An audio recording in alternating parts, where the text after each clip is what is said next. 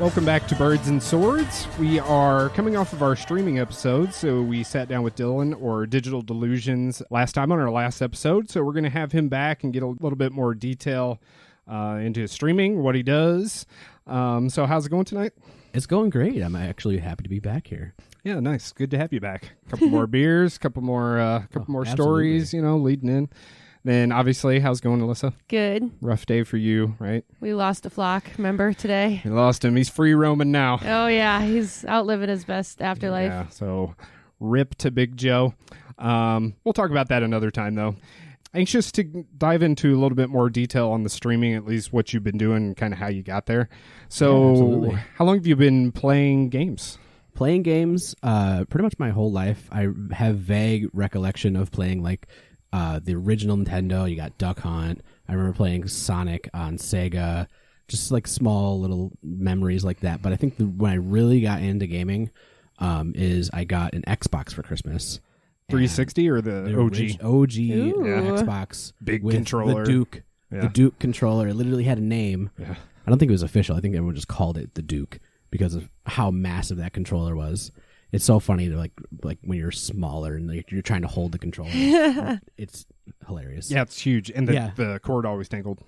It was really bad with tangling. Yeah. But I think that's when I really started getting into it. So was it Halo? It was Halo 2. My mom wouldn't let me get Halo at the time just because of age, and eventually I wore her down and I was able to get Halo 2. Nice. It was Oddworld, Munch's Odyssey. Nice, I love one of the Oddworld. first games that I remember playing a lot of. Elder Scrolls Morrowind. I got really into that. Guitar Hero, obviously. Yeah. Especially as that one that my mom actually wanted me to play because I was musical-ish growing up. Yeah, she thought it was educational to an extent. Not necessarily educational, but it kept my love of music alive. Okay. Yeah. And I think that's just something she he has a good hobby. It's not drugs. Okay, cool. Do this. So those are some of the things you started with. What do you play more of now? Or what kind of games do you play now? More or less nowadays, I play a lot of first-person shooters, battle royales. I still am absolutely in love with RPGs. My heart and soul will always go towards those games just because it's refreshing not to have to worry about playing with some random people on the internet that you don't necessarily want to talk to. Yeah, that's my thing for sure. Especially in a game where communication is everything. Mm-hmm. I get yelled at from squad mates that are actual friends of mine that I don't communicate a lot because I'm just so used to not playing and I don't want to talk to random people, which as a streamer is weird. Yeah. But I'm used to talking to chat, which is completely different than talking to someone that can actually vocally respond to you. If someone says something in chat and they type it up, you can just ignore it or even delete their message. So it's definitely a difference there. But I'm getting better with it. As long as they're not assholes, I'm usually fine talking to people now. How long have you been streaming, I guess? Let's start with that. I've been streaming on and off since 2018-ish. I really got into it, I would say 2020, end of 2020, probably September-ish. So 4 years ago at this point. And then during that time, I really just put hours and hours and hours into streaming 3 days a week, 8 hours a day. And while that worked, and that was enough of a push for probably, I think, 4 months total, and I was able to get to affiliate. I signed up for affiliate on New Year's Day of 2021. So that's where I hit that. And that wore me out so much. It's a grind. That's a lot. Yeah. That's a lot. That's a second job. There's a lot of check marks to hit to get there. Oh, yeah. Do you stream every time you game? Not every time, just because I want there to be a separation of when I'm playing a game for relaxation than playing a game because I want to entertain. How do you make that? How do you differentiate between that? It depends. Nowadays, mostly I want to stream on a schedule. So I kind of think of it as a second job. Where if it's Monday, Wednesday, or Friday during, I haven't really set the time yet. That's coming up soon. I will want to stream those days, preferably probably 4-ish to 5 hours. Nothing more than that. I just want it to be consistent so people know when to come back. That's pretty much it. Otherwise, I will definitely just play video games every day, all day, if I had nothing else to do. But you mostly stream first-person shooters, competitive stuff? I try doing some competitive stuff. I try to stay out of the really saturated games, because especially if you're trying to increase your brand, as they would say, you don't want a bunch of competition for that. So I try to play like I got probably about 70% of the way through Deathloop, and then work happened. I probably got not that far into Kingdom Hearts, and Ursula happened, and then I got really mad at that game, so I stopped playing that. And I always kind of just gravitate back to either playing like Genshin Impact, which is really good game to kind of play. There's so much content in it that it can be entertaining every single time you play, or like Apex. What do you get more viewers with? It seems like there's like this tribe of Genshin Impact players and 100% viewers. Genshin. Genshin is where I get the most new people returning to watch stuff. I know a lot of my friends will hop in when I'm playing Kingdom Hearts because I've never played it before, because I never had a PlayStation. I had Xbox, and I was kind of like Xbox until I built my first PC. Then it's like, fuck all you guys, PCs rock. Yeah, master race all the way. Yeah. Thankfully, I have a bunch of friends that have PlayStation 5s and Xboxes, so if they are exclusive, I can always just say, hey, can I play? And they're like, yeah, absolutely. Well, and cross-platform and cross-play is way more popular even than it was 2 years ago. Yeah. Oh, for sure. Absolutely. Which, finally, because... Agreed. Yeah. Agreed. Long time coming. So you love PC, so what's your setup like? Currently, I run a 1080 Ti, which hopefully, now that they dropped the 40 series, it's going to be coming out within like 2 months. I want to upgrade to the 4080, which is supposedly better than the 3090. How old is that hardware? The 1080, I want to say, let's see, it's usually almost every year that they come out with a 30 series. So I probably want to say like 2019. Okay. Which it still does pretty good, especially for Apex, because I'm not playing Apex for the graphics, so I kind of just like drop all of the graphics to kind of just get the main stuff, so I have more frame rate. Otherwise, I'm not going to use a 165 hertz monitor for a game that only can run it. That's 60. Always what I always choose frame rate over fidelity anyway. Yeah, frame rate over image quality for first-person shooters, absolutely.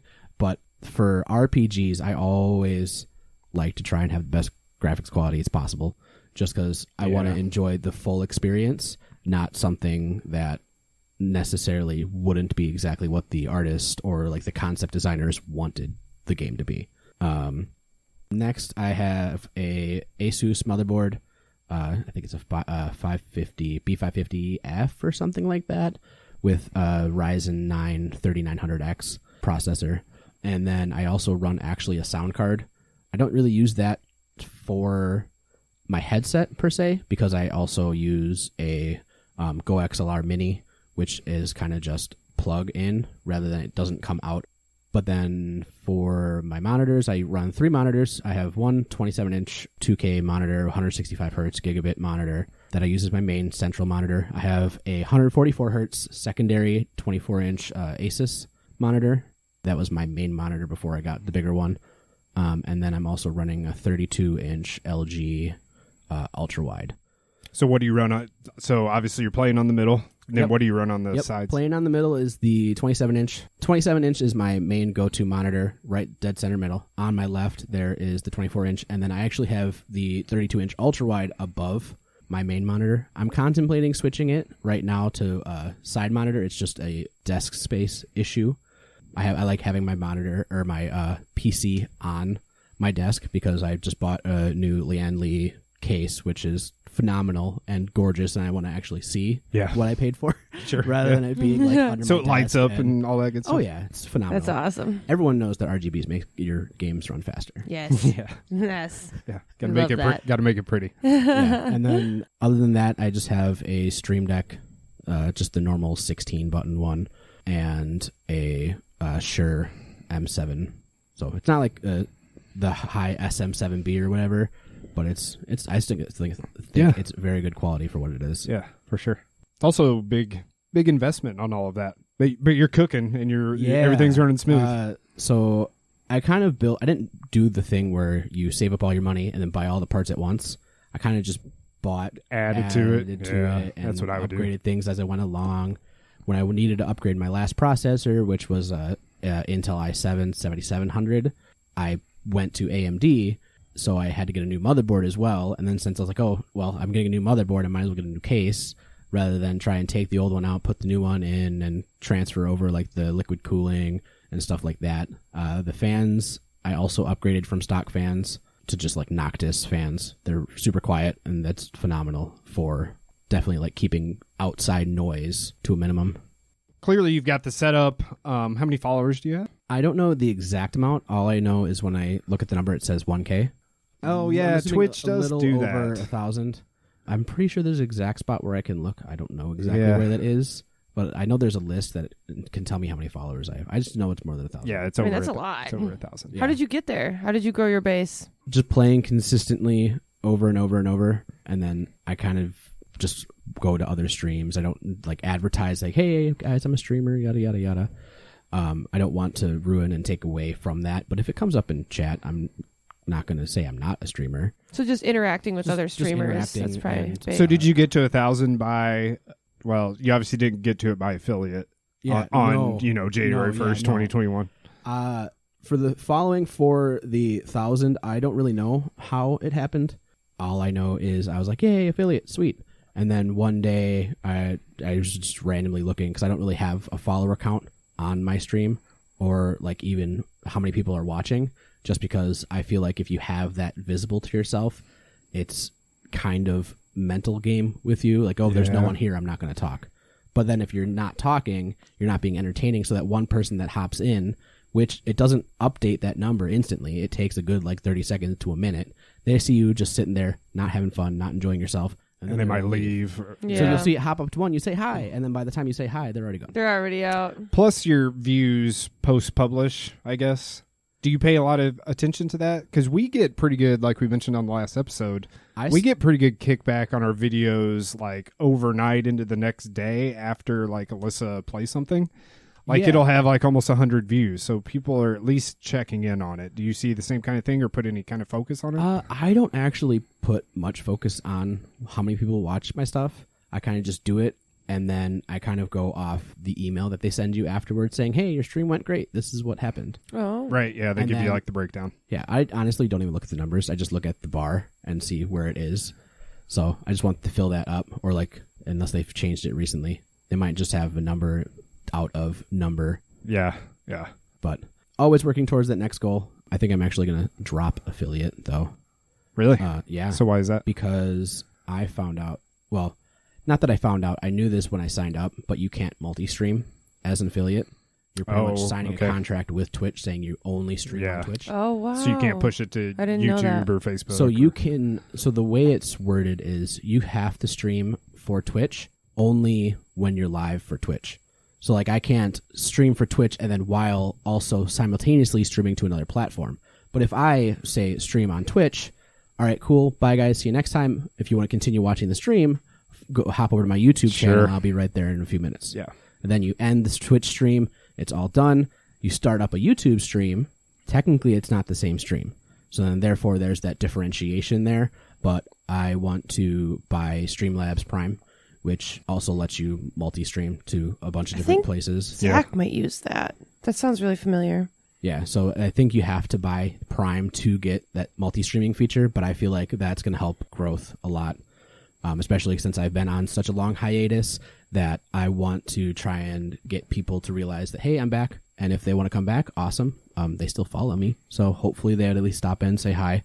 Otherwise, I want my just followers to increase. And the best way to do that is to outsource, not necessarily outsource, but multiple platforms. Yeah, multiple platforms. Yeah. And I want to start making TikToks about gaming stuff and, just random stuff like that. Yeah. Just to try Plus, and just in order to have followers, because that stuff's important, right? Like on Twitch, you have to have an account to be a follower. More people have a YouTube account than have a Twitch account, or will be willing to make a Twitch account. Yeah, especially because I know before I even got into streaming or watching streamers, I would have a YouTube account. If you have a Google account, you have a YouTube account. Yeah. Just sign in using that.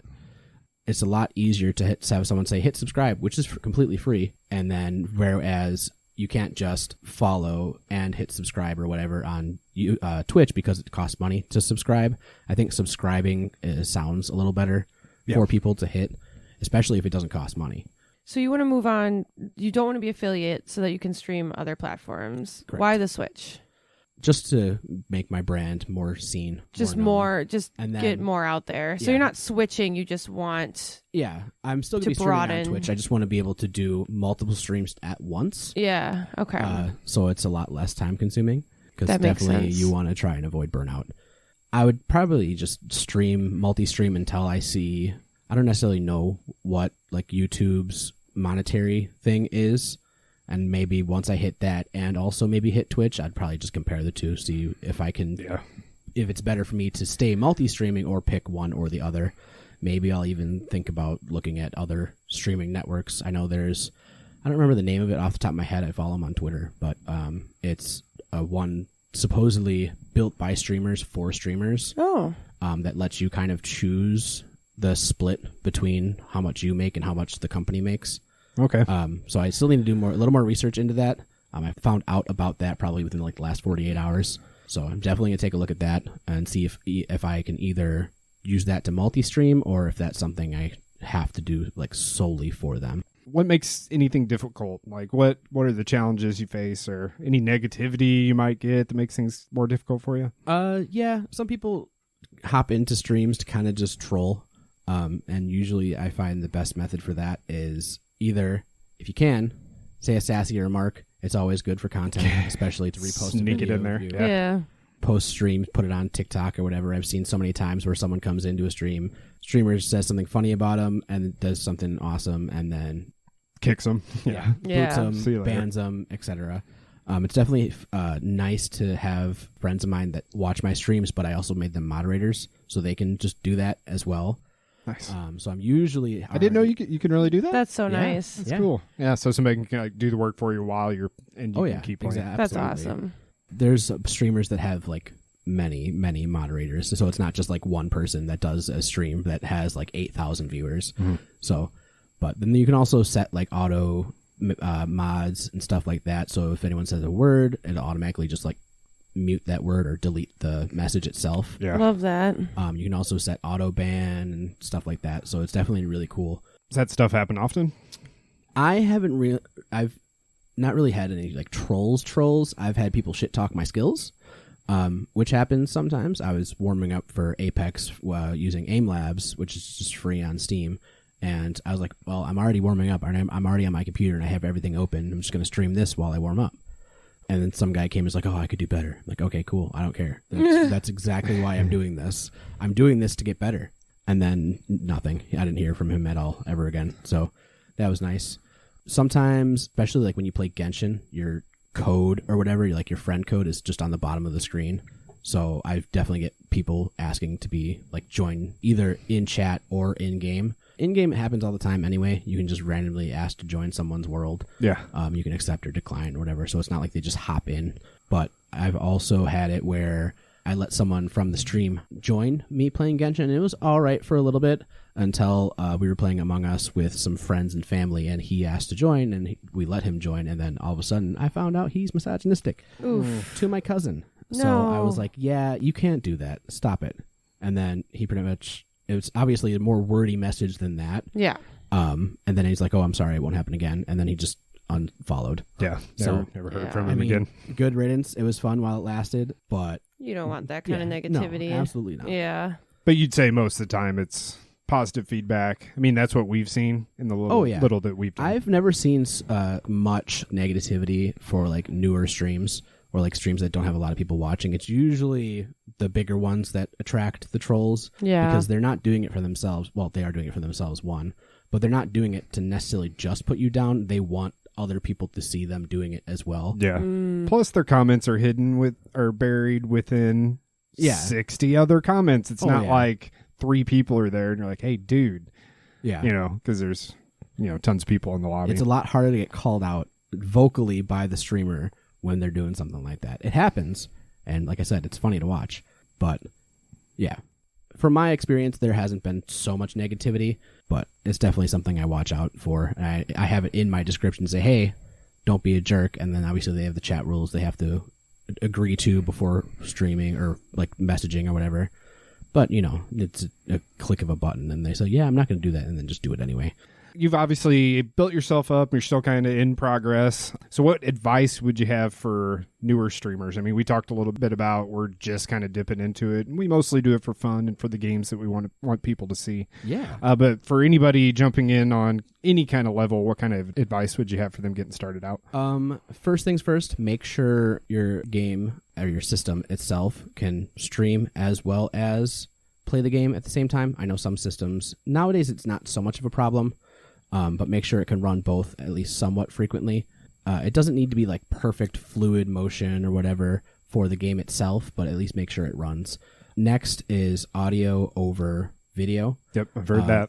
Yep. So if you want to keep people in your stream, are you going to watch the guy that their mic is just cracking? Their video quality is phenomenal. They're using a DSLR that goes in 4K with a nice bokeh in the background. Or are you going to watch the guy that's audio sounds super crisp where their video's kind of Like even nowadays, like you can get a Logitech webcam for less than $100 that does 1080p. So it's not like super hard to get like into good or better quality video. It's no DSLR, which I think it's not super visible to people that don't know exactly what, but I think subconsciously, at least for some people, you can tell what video is just like, wow. And then just try to keep a consistent schedule. You want to try and make sure that the people that follow you know exactly when you are going to be playing. And then try to just play around with what times work best for what games you play.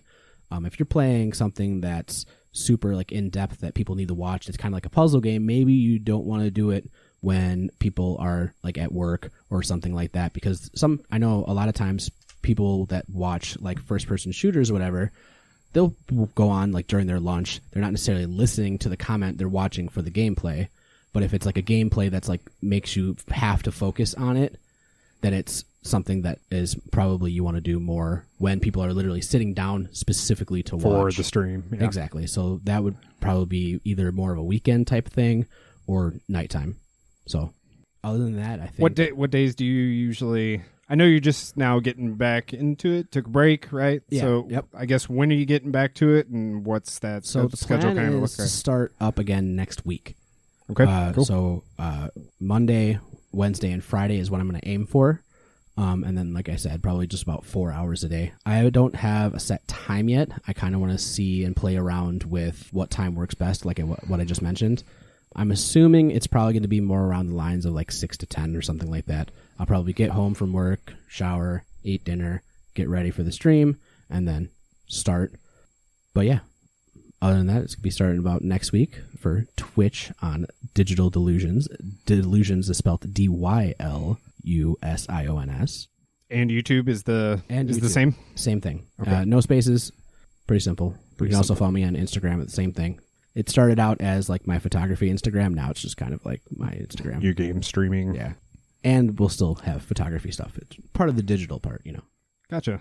Well, that's cool. Yeah, put it all together. And even Twitch does more than just game streaming now. Oh, yeah. Like we talk about chatting. Streaming, we think it's just video games, but chats and there's like musicians that use it for playing some live stuff. Deadmau5 streams sometimes where he's literally just like making a track and you're like watching it happen. He's not like just playing his music or doing like a virtual set or whatever. He's like, oh man, that didn't really sound good. Let's change this up a little bit. And it's literally just like a front view of his entire setup, and it's cool to watch. Yeah, it's really grown.